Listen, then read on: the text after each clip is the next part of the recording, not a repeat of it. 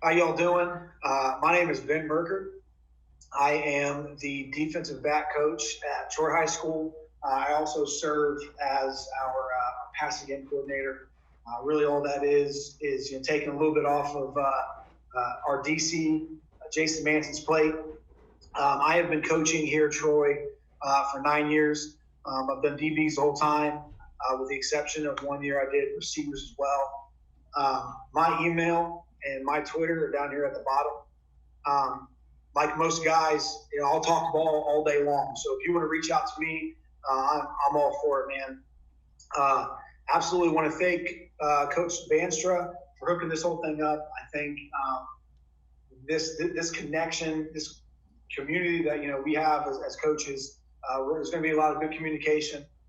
So I absolutely am thrilled to be asked and involved. So very excited, man. Thanks, Coach.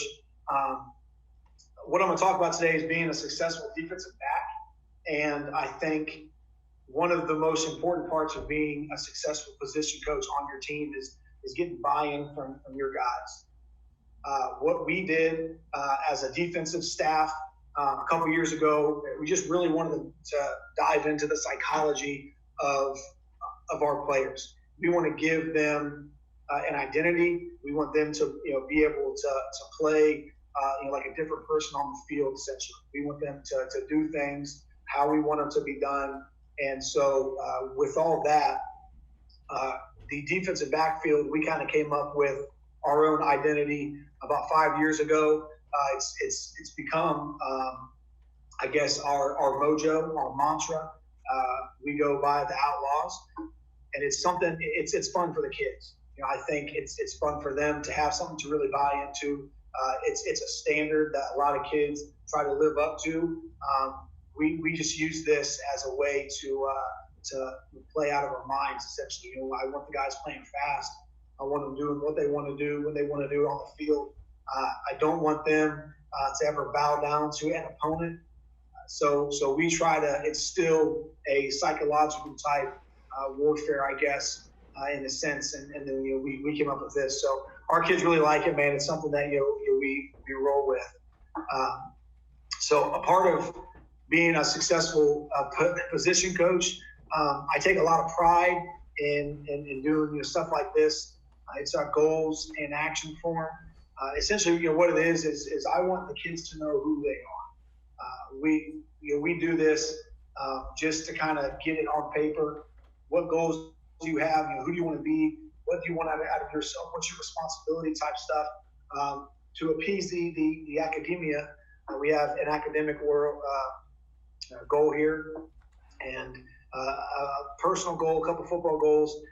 I really don't want to see kids put stuff on there like I want to be all league. Everybody likes that stuff. It's a great honor if you are able to get something like that. But for me, that is someone else's perception of you. I would rather a goal for a kid be something like I want an opposing coach to shake my hand on the 50 and tell me how hard I was to game plan around or something. So I want these guys' goals to be something deeper. And the action plan of this is just what are you willing to do to achieve your goal? And it's a simple yes or no measurement. So if a kid wants to get a higher goal or a higher score on his on a SAT or ACT or something, what are you going to do? Are you going to read for 20 minutes a night out loud to improve, whatever? So it's, again, simple measurement, yes or no. This one, I really think for me, this is very important. I do this because most kids in high school, they don't know how to watch film. And so what I'm trying to do is I'm trying to give them exactly what I want them to be looking for. Give them, you kind of train their eyes, per se. Most kids, they just turn on the film. They're going to be just, watching the ball, watching like they would college football on Saturday afternoon. So by giving them questions, by giving them things to look for, by requiring them to do these things, I can kind of train their eyes with what they're watching on film and to make sure that they're seeing the right stuff. And I think what this does it's a huge part of our success because it really locks them in. When I get these forms back from the kids, I'll read them in the coach's office or on the bus, and it locks me into where they are as a player. And I think again, doing this locks them in, and it makes them pretty successful. The good kids that I've had over the past couple of years have done things like this very thoroughly, and I know that they're locked in the film. So third page here I have is I stole the idea from Jeff Coons, and he's at West Virginia now. He's a linebacker coach. Essentially what I did was I took all of my essential drills that I believe make a successful defensive back. These are drills that I've done for years, really, but getting them down on paper, organizing them in a way that my kids know what to expect. If I were to show them this, they know what these drills are, and they know that if they want to be successful, they've got to master really all that's on this list. So I'm going to talk about a lot of footwork stuff. I'll get into some ball drills, and then I'll show some film at the end and just show where this stuff translates. I think the biggest part of being a successful position coach is again, you really got to do a lot of things to get guys to buy in stuff. For me, footwork is a big buy-in. I think technique is huge. I'm not a big fan of watching high school football and seeing guys not have technique and they're duck pedaling backwards, and they're usually getting beat with technique and not having good leverage or depth, things like that I think are correctable things. So a lot of my drills, I really try hard to make them relevant to the game. I need my kids to be able to see these happen during games, connect the dots, and be like, man, this is why we did this last Wednesday, because it's showing up on a Friday night. So I think that's the most important part of doing drills in your ending periods and your small groups, is making sure that things are going to be relevant to a game. And so that's what I really try to do on all this stuff. So the first one, essentially these top three are, this is what I do before every practice. I make sure that my guys are going to be tired when we do our ending, because I want them to be in really good shape. I want them to be able to execute when they're tired. So we do either a half gasser or a full gasser to start our indies. From there, we go right into a 3 to speed drill.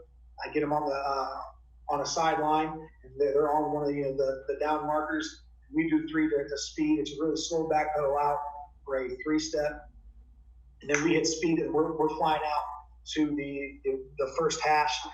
Essentially, what this is I want guys to be able to backpedal at a high speed for longer than they ever should have. So we try to do that with all of our stuff. It's really over training. And then once they get done with their 3 to speed, they come back and we do hips. Again, we get them all on the sideline on a down marker. And, I'll send them out. We get a 3-step, and I'll flip them one way, and it's their job once they get all the way rotated around to flip back and then flip again. So we do 3 flips by the first hash. I don't want guys rushing this. We make sure they're not taking false steps, making sure they're not stepping left to go right. I want to make sure everyone's head is back towards me, and we are staying on that line with low leverage, good hips, and again, overemphasizing a lot of the things that we want to accomplish. So I have 3 main backpedal drills I start off with, and my guys know our routine, whether we're doing it Monday, Tuesday, or Wednesday. This one is a very standard backpedal. Essentially we're going straight up, 45-degree break, a drop step 90. We call this the oh crap break. If you break too soon and the guy, stems you, snaps you off, you got to turn and pinch the post. Center field turn, and then we do one where we're even training if a guy opens too soon on a 3-step route, his hips getting all the way around and being able to come back downhill. What I'm looking for here, like most guys, I don't want to see false steps. I don't want to see you stepping left to go right or vice versa. I don't want to see arms flying out of control. We want to be nice, concise, elbows in, bouncing our hands, banging our drums. We got to be smooth, and most importantly here, we want to have fast finishes, but I want to train eyes. So when we do all of our 3-step footwork, I'm making sure that the guys are training their eyes to So their eyes need to be on me as the quarterback, and they know that I'm going to set them out, and I'm going to give the quarterback language. So I'll give them, a low shoulder, high shoulder read. As soon as my hand comes off that ball, we got to be breaking downhill, and so we make sure day one we start doing that stuff. This next is very standard weave drill. I make sure my guys again are weaving farther than they ever would have to in a game. So we're going to weave 5 yards and then back 5, and then I'm going to make sure that these guys are staying square. They're not stepping left and right. We're not crossing over. We're not sliding. We want to gain proper depth and width at the same time, and so that I'm staying inside the upper receiver. And as he's pressing me vertical, I'm able to stay in a good relationship with him while still getting proper depth. One guy's been really smooth here with their hands, banging their drums, elbows are in. We're gaining depth, we're fast breaking, finishing through the line. That one goes pretty quick. This one, again, something that I've been doing since college, really. This is a very easy drill. We set up 4 codes, and it's just a way to do your footwork efficiently and quickly. I do this on a Wednesday before we go hit the sled, doing block feeds and tackling drills. So I like to get my footwork in and out, but I want to maximize what we're doing. So we're doing a lot of quick drill, quick breaks, doing a just 45-degree break of the first one, finishing where we started. We are doing a weave break on the second one again, finishing where we started. The third one here is probably my favorite of these 4. It's a zone match drill. Essentially, they're going to start flat-footed right here with their eyes towards me, and then I'm going to flip them towards me. And so they're going to zone turn essentially every time with their hips getting back to where the quarterback is. So if I'm standing here on the left, their hips are going to open to me every time.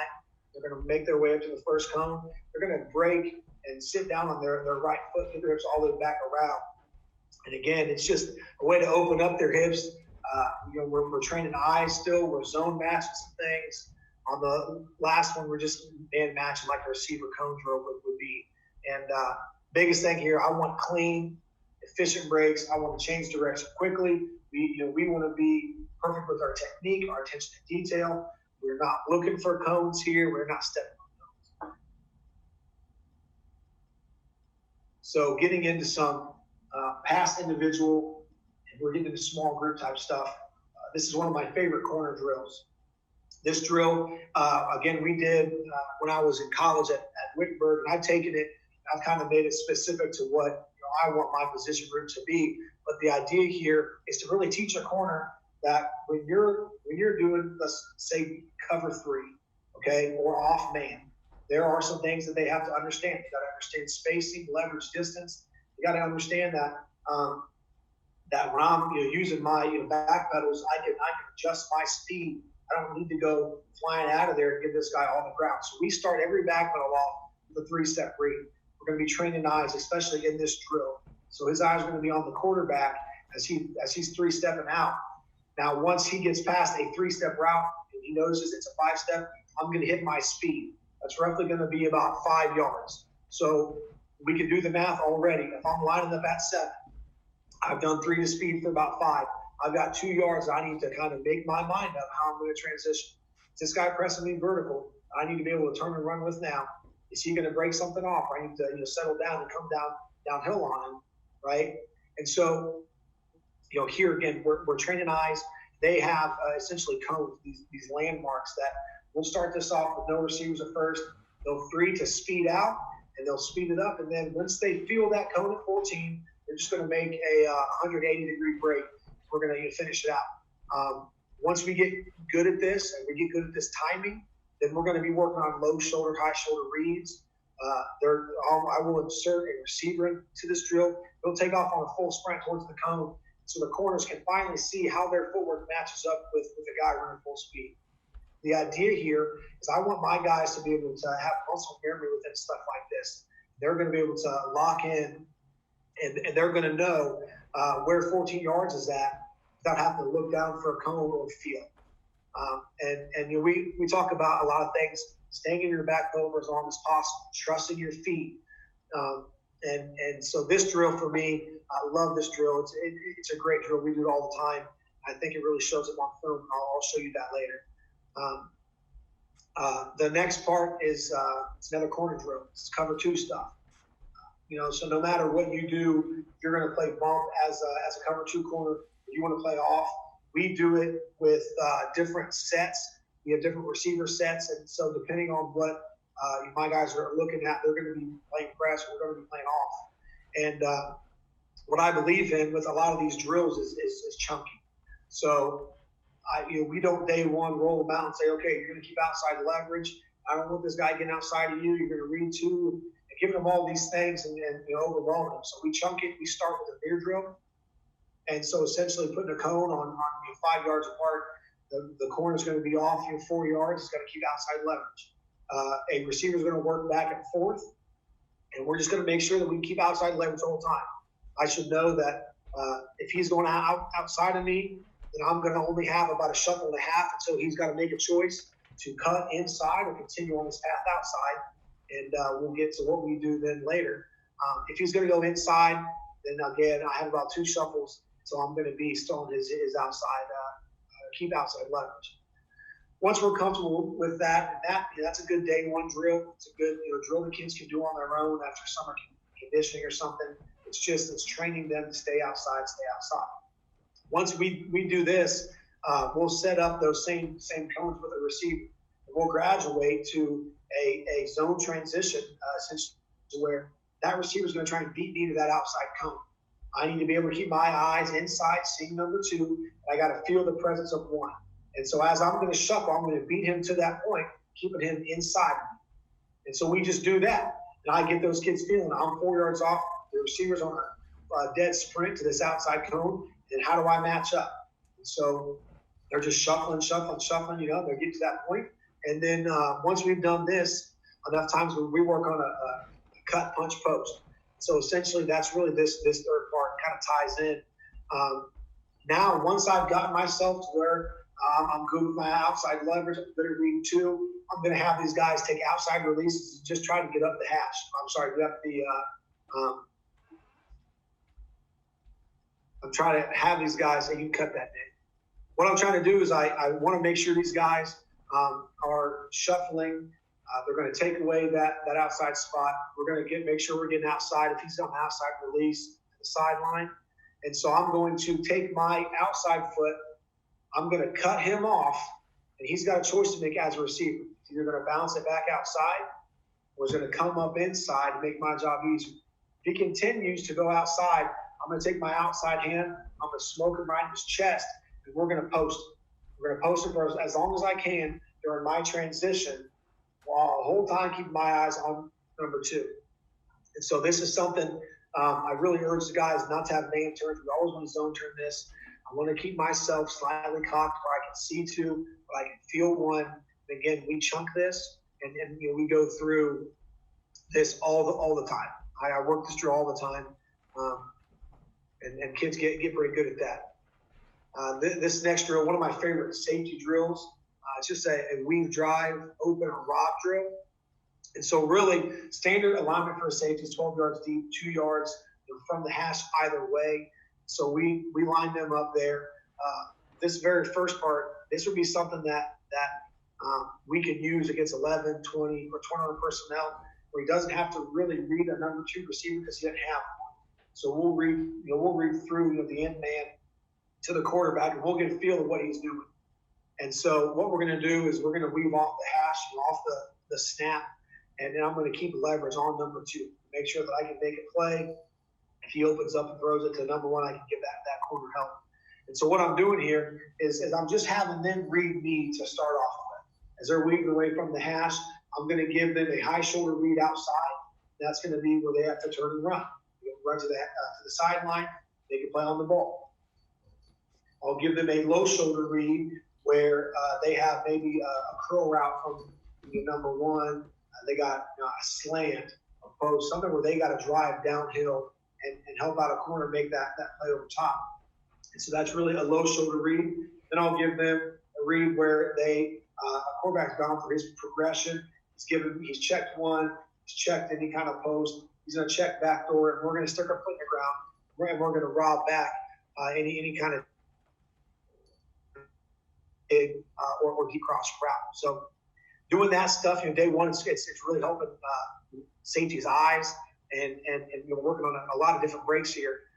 Once you get good at that kind of stuff, you can insert your receivers whenever, but I like doing it kind of down the road where guys they're getting muscle memory on their footwork, and then I start getting certain receivers that they have to read. Essentially, I tied this back into 3 different reads. Number 2 is going out. I know that my corner's going to pick him up at some point. So obviously, as a safety, my eyes are going from 2 to 1. And as I read that guy's release, if he's an outside release with the number 2 receiver going out, I better get on my horse and I got to haul over top of this. And so that's the open part of this drill. The next part would be if I have number 2 going out, again, I know my corner will pick him up at some point. So I'm getting my eyes to 1.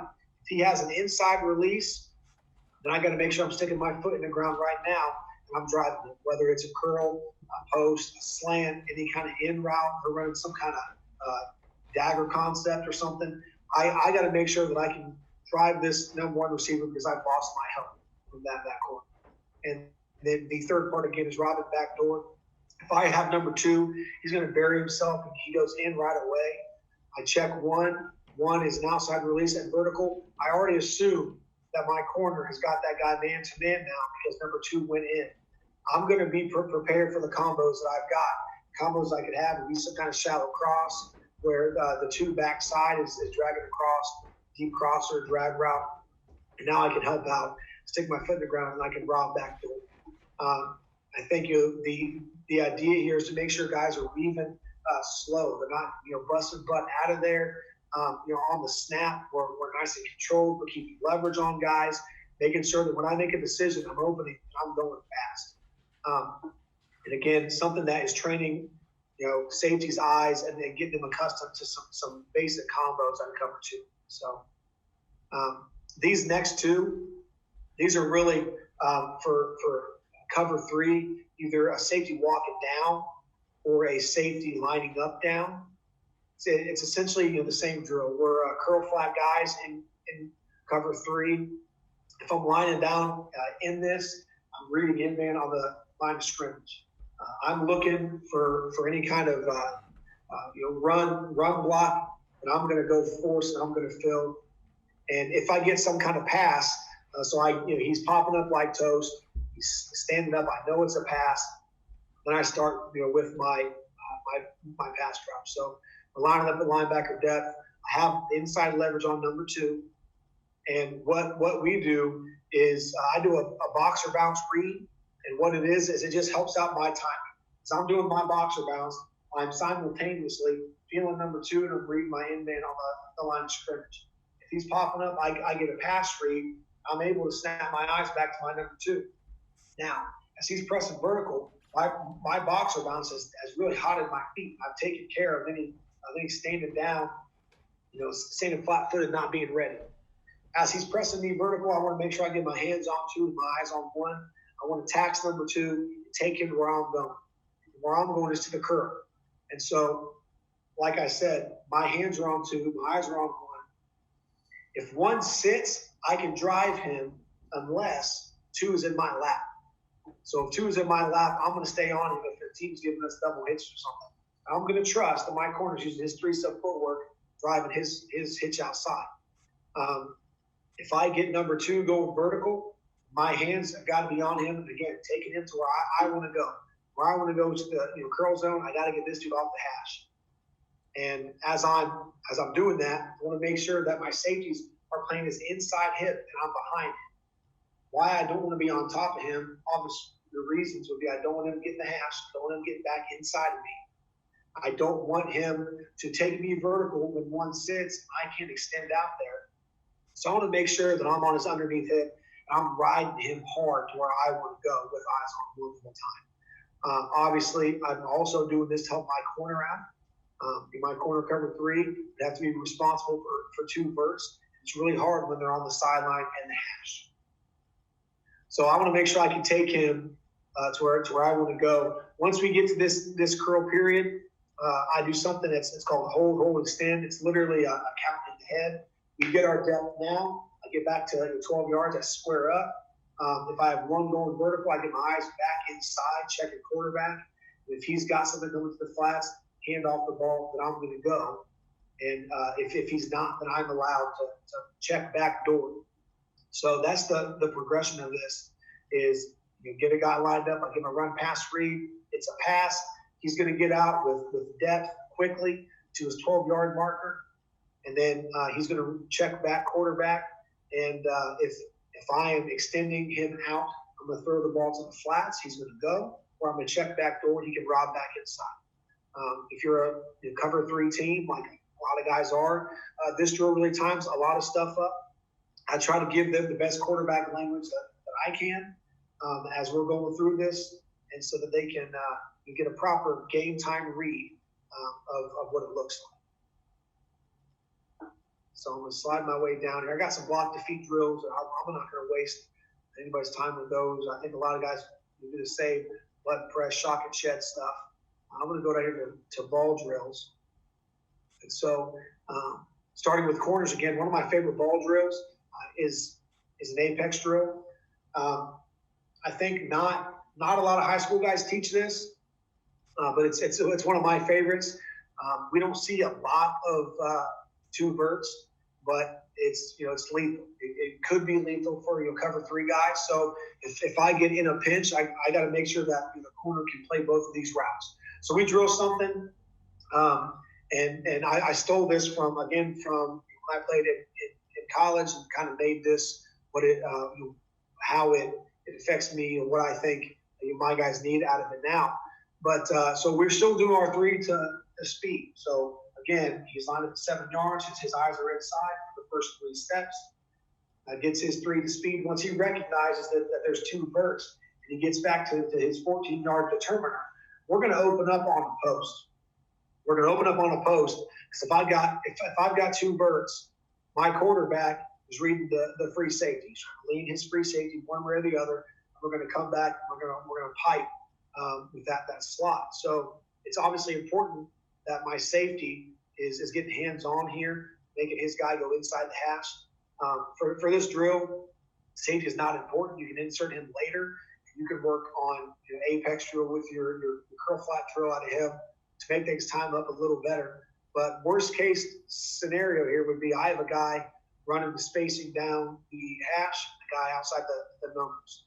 And so as my corner's going through his 3-step, his speed, he gets back to his determiner. Now I know I got 2 verts. I'm going to open up on a post because I want to aid the inside route. And I feel good about this because not a lot of quarterbacks in high school are reading a free safety, leaning him, and then looking at a corner before he throws that number 2 slot. So he's not looking at me. I'm an unread guy. And so I'm able to undercut this route and make a play on the ball. If by chance a quarterback does see me and he wants to throw the outside, I believe he's got to reset his feet. He's got to reset his shoulder. He's got to really put some bump on that ball and throw it outside the numbers. And so I've got time to flip and find. I've got time to stick my foot in the ground and lean back or go get that guy when the ball's in the air. So we do this a lot. Like I said, we don't see a lot of 3 or 4 verts out of cover 3. If we are, then we're probably not playing cover 3. But this drill, I love because again, it's something that happens in the game, and it can help you down the road on switch verts. Your guys will run a lot of 3, 4 verts on you out of cover 3. One of my favorites. These next 2, these are both essentially looking and lead plays. So these are in phase, out of phase. Now, when I say in phase, out of phase, in phase isn't necessarily a position on the receiver. For me, in phase is as a defensive back, when you feel comfortable, you feel like you're in position, I allow them to look back.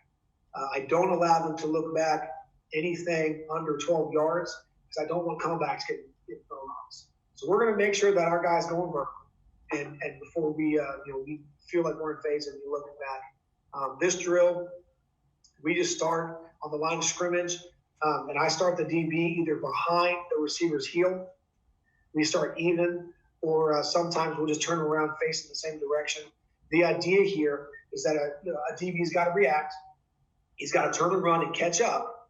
And then, once he's there and we feel like we're in phase, we got to look and lean. We got to make sure that we're taking the route from the receiver, that we're staying on his hip. And again, once I look back, I want to lean into him. I'm going to push him to the sideline. I want to become the receiver, take the route, fight for position, things like that. So this drill, I again, love doing it because it happens all the time in games. I've had a lot of guys over the years that are really good at squeezing receivers. I've had some guys that aren't so good. They got to remember that a quarterback down the field is throwing to a spot, especially on fade route like this. So I got to be able to take that route from that guy and close that window right now. And so we work this all the time. I think to save time on this drill, I'll have a receiver hold a flat ball, and he'll take off down the field. And once we've got past that 12-yard determiner, the receiver can throw the ball in the air at any time. And if my DB is playing like he's in phase, he will make sure as he's leaning, he will imagine the ball coming in. He'll play it across his face with his long arm. He'll take that flat ball out of the receiver's hand, smacking it out. So I do that because if you're throwing the ball all around the field, you don't have to worry about kids, not running it back, taking too long, the ball's bouncing around everywhere. This is a drill where I can get a lot done quickly, and we can get a lot of production out of this drill. The next part of this is just strictly playing out of phase. And so we have the same foot, the same alignment drills. I usually won't start them even, and I won't start them facing the same direction. I want them starting on purpose in bad position behind the receiver, and we're doing the same thing though. If we're going to throw a ball in this, we're going to make sure that we're leading the receiver. But if not, we're going to make sure that he throws that ball, and then I'm fighting through his hands with my long hand. All the same rules apply. As a DB, I want to gain ground. I want to make sure I'm getting in the hip, staying out of phase, just playing hands. And again, I want to fight for position, make sure I'm trying to take that dude's route. If by chance I can't get there, guys are dropping dimes, it does happen, then I'm just going to play through his hands to get to the end of the ball. So I think once you get this drill going, you can use this down in the red zone. It's a fun drill. You get kids competing and just chucking them up to the back pylon, and it's very realistic for things that are down, like I said, in that fringe area or into the red zone. Teams want to take a shot. Playing out of phase, it's something that DBs feel more times than not. I can't stress enough within these two drills, in phase or out of phase, that when I'm going to try and play that ball, I got to make sure I'm securing my tackle, got my hand on his lower back, and so that if I don't get the ball, he's not running for 60 for a touchdown. So, but again, two drills that the kids really like doing. I love doing. If you use a flat ball, you get a lot of reps out of that. This next one, this is really for a lot of goal line stuff, or if you're doing man-to-man short yardage, I call it chest to chest. The reason we do this is because a couple of years ago, I had a DB get thrown by, pushed by in the end zone, and it couldn't make a play on the ball because he was too much on top of the receiver. He went to look back over his inside shoulder, and the receivers kind of pushed him by with the ball was a touchdown. So we started doing chest to chest reads in the end zone and at the goal line. And so essentially what this is we want to make sure we're taking away inside leverage, inside routes, obviously right away. As that receiver presses himself outside, I know that I can only get a couple of routes. I get comeback stuff. I can get a fade, any kind of stop, or he's going to try and work himself back inside. But what I want to do is make sure that I'm on his low hip. I am staying inside out on him, again, not allowing inside releases. And I'm going to play with my chest to his chest. So the reason that I do this, three reasons, is I can get a fade route, obviously. If I get a fade route, a jump ball, I've got help from the outside and over top, right? I'm out of bounds, either way, and I can force that ball to a small window in the back of the end zone. So I'm going to force a quarterback to put the ball exactly where he wants to be, with pressure in his face probably. It can be a very hard throw. So the second reason I'm going to play inside out would be if I get some kind of jump ball. So I just told you that I don't want people getting over top. They get thrown by, pushed by. I want to stay underneath him so that if he does gather his feet and get ready for a jump ball, I'm in perfect position to box him out like I would to get a rebound. So I'm just going to throw my hip into his, come up underneath him. I'm going to gather and go. They can play on the ball. I feel like I have leverage. The third reason would be any kind of stop route, comeback route. I'm, again, underneath his hip so that if he does stop, he tries to go back shoulder, but I can now play with my long arm again, and I can make a play on this ball. I think this can be very efficient for a lot of kids. It's hard for them to switch up techniques sometimes, where I'm in position, not looking back, now looking this way. But you're repped enough is a drill that I really like, and I think a lot of kids have fun competing when we're down in the goal line doing this stuff. So with that being said, I got a couple tackling drills on here that I'll save you from. I got film, and so a lot of this stuff it is kind of curved towards corners and a lot of footwork. But we're going to kind of buzz through these here and kind of show you how some things can translate to games. So this was actually a couple of years ago. We got a trip set, Butler obviously, and the idea here is that these guys aren't playing the same coverage. This is a trips look. I believe we're playing cloud here, and so backside. Right now we're playing a lot of man-to-man with him. He's playing off man. I think what I get here is I get these guys that they've done footwork together so often that their timing is really, really good. They have good first steps. There's no false step.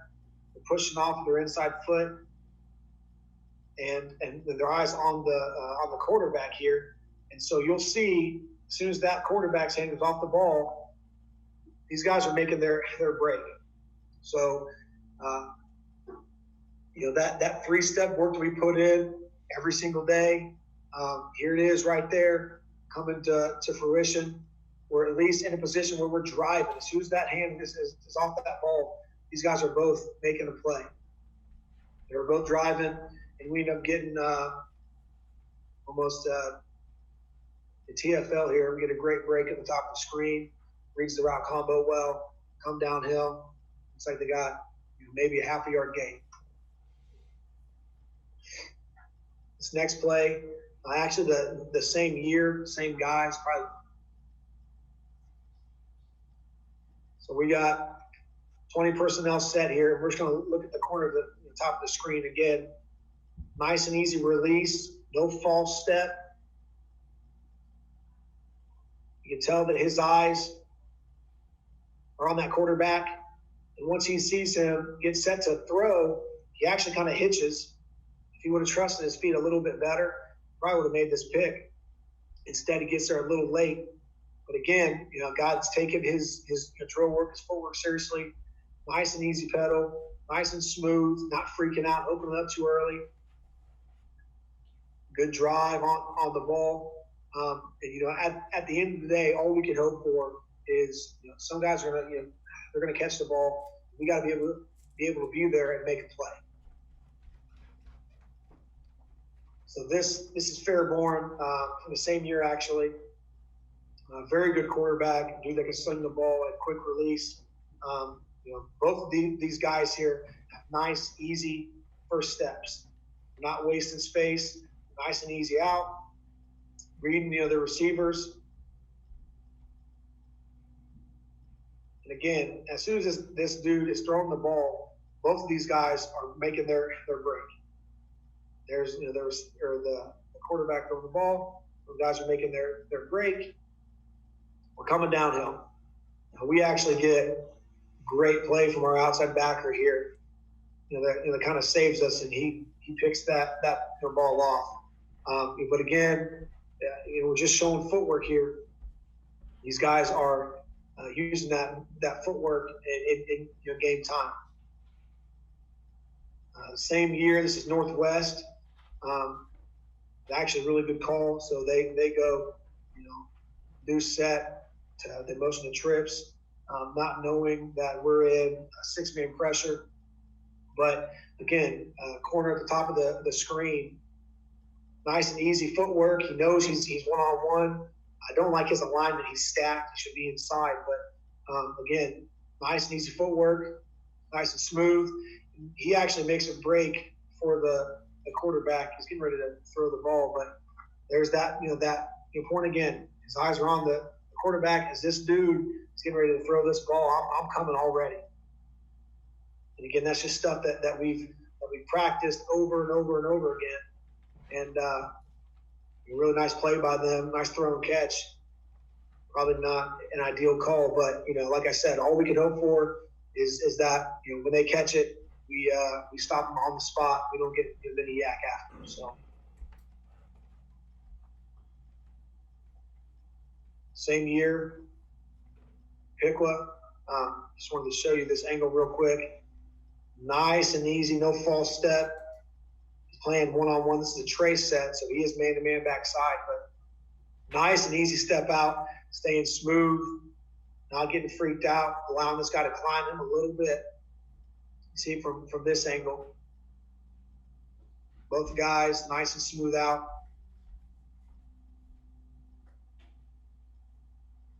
The corner at the bottom of the screen here knows that he's got help in that free safety over top, weaving to us. So he's going to go ahead and turn into his number one guy. But his release is what helps him here. Nice and smooth, a little bit of speed. Once he feels that route going vertical, he turns, closes into him. They throw a comeback. He doesn't get there in time. And the end zone camera here, just to kind of lead us into our next clip here. He's looking at this tight end. I believe that's Monin right there. So like I said, we have a trace set. His eyes are going to be on that tight end, his number 3. He's going to weave, working him right away. This guy stays in to block. So I'm going to open up and help out, get myself to the next receiver, playing inside out here. And so that is why our corner was able to turn man there, because we have this safety over top of number 2. Same game. I'll speed up here. Same game, different dude back at free safety here. So we're just going to look at his weave from the end zone view. So, things that we want to see when we have, things that we want to see when, we have guys weaving is he's controlling himself. He's nice and smooth. He's not opening it up too soon. His shoulders are square, nice and easy. Step replacing, no shuffle, no crossover. And so same deal. He's working to his 3 to number 2. Number 3 actually runs an out, speed out to this. He's just working to get over top of the route. I would like to see him get there with a little bit more intensity, but he's back there to save us and we don't get a sack. So these next couple drills, this is the 14-yard determiner. It's a 14-yard marker. This is this year, I believe. I'm sorry, this is last year. This is Weston Smith, really good DB for us. He's at 7 yards. Now we are playing a version of man here, 0. We're bringing 6. So he's playing off man. He felt more comfortable playing off man than he did press. But he's at 7. And so there's his marker right there on the 45. So we'll see what he does. Nice and smooth out. Gets that 14-yard, and he knows this guy's not going vertical. So he throttles his speed down, stays squared, plays the guy like this. So again, stuff that once we start incorporating routes into this stuff, I can show them game time that it does work.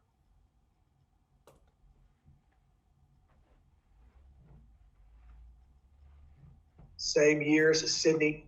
So we'll see both these guys. They're about at the same marker. Kobe Feltner here is a little ahead, but our 14-yard marker is right there. Now we're going to get switch verts. So you look at him, nice, easy takeoff. They can tell by the receivers that it's a switch burst right now. So they're picking up speed a little bit quicker than we usually would. But by that 14-yard marker, both these guys are making a determination. I got to open. I'm getting 2 verts, so I got to apex. Kobe can be a little quicker on his transition here. But we apex, transition, undercut the route, make a play. So again, nice and easy. Pick our speed up, open up on a post, apex, make the play.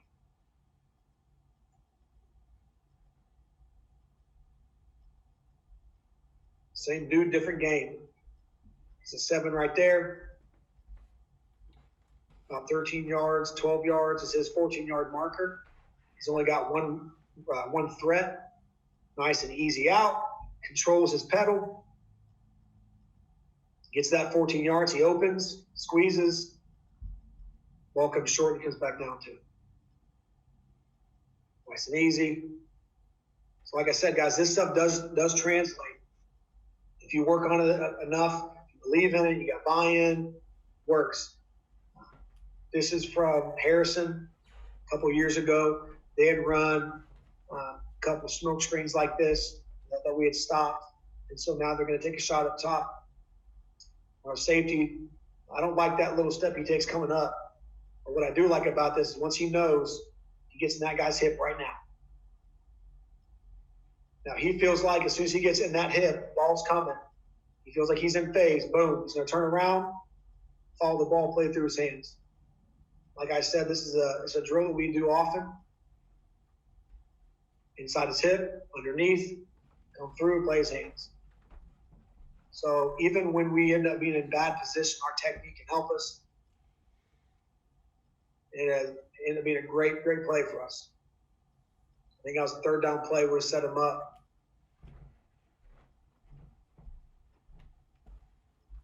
This same two years ago, pardon me. This is right before halftime. And so this is like a second short, I think. But like I said, the band's about to take the field. So they're going to take a shot. We got the corner at the bottom. Just playing true off. Corner at the top didn't want to do that. So we have a free safety back there at about 15 yards. We're playing form a single high here, bringing some heat. But this is going to be a look and lean play. So again, top of the screen. He's inside position, nice and easy out. His eyes are on the quarterback, and you can see that he's getting a high shoulder read. So you've heard me talk about low shoulder, high shoulder. He gets high shoulder read. He knows the fade's coming. So he transitions right away into the hip pocket. He takes the route, squeezing, almost makes a really dang good play. Right in front of that receiver, cuts him off, takes the route, makes a really nice play.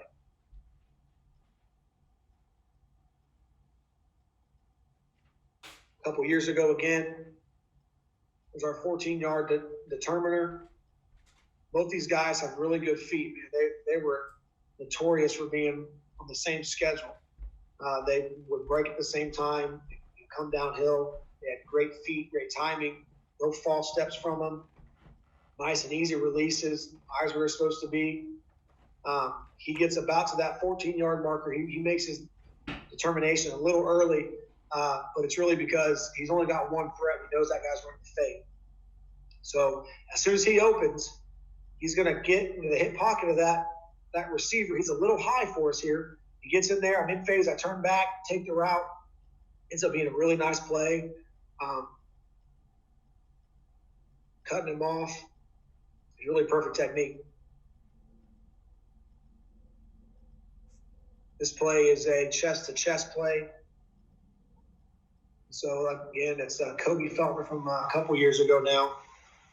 Chest-to-chest. He's taking away the inside.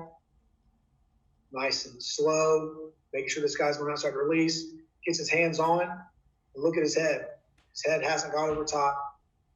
He's checking back inside, making sure that this guy's not running the comeback. Ball's coming out. Once he knows he's got position, he does turn over top. I'm fine with this. the receiver got grab onto him there at the end. He may have had a pick, but another example of a guy using perfect technique, making a nice play here. So, and that is the last one I have for you. Like I said, guys, a lot of this stuff, drills have to be relevant to kids, during practice and in games. If they're not, then I think they're going to have a really, really hard time buying it. Excuse me. If anybody wants to reach out to me again, there's my Twitter handle, my school email. You guys can reach out. We can talk ball. Again, thank you to Coach Bandstra for setting this whole thing up, man. The communication, the connection that we're all going to have for this is awesome. And so again, thank you. Hopefully everyone's staying safe, staying inside. And when we come out of this, we'll have a lot of work to do for this season. Thanks again.